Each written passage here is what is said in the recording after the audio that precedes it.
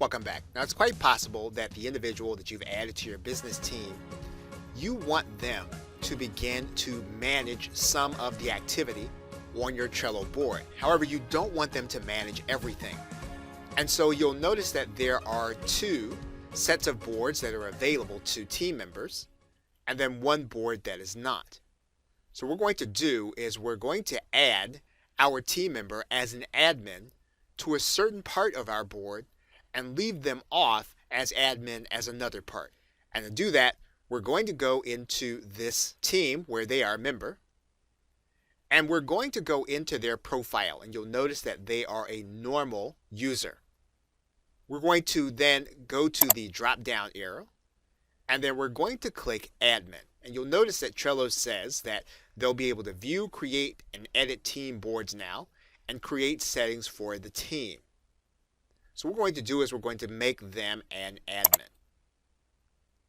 Now they'll have admin access to all of the boards inside of the Trainers in Productivity set of boards in business class.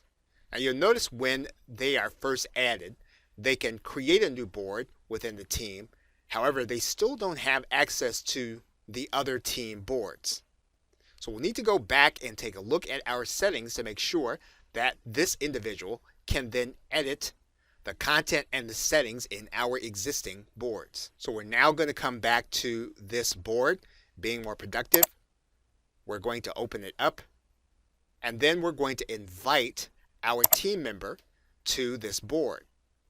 We're then going to click Add All Team Members, and we only have one team member. And once again, what we're going to do is we're going to note that there is a right-hand side arrow that we're going to click in order to customize their access. And you'll notice that they have three levels that they can be part of: Observer, Normal, and Admin. We're going to make them an admin on this board so that they can begin to manage it. And now that person is an admin on this board, and you can look and see that there is a special designation on their avatar. We're going to do the same thing on the second board. And we're going to go to this board that's called Documents for Proposal. And we're going to open up the menu.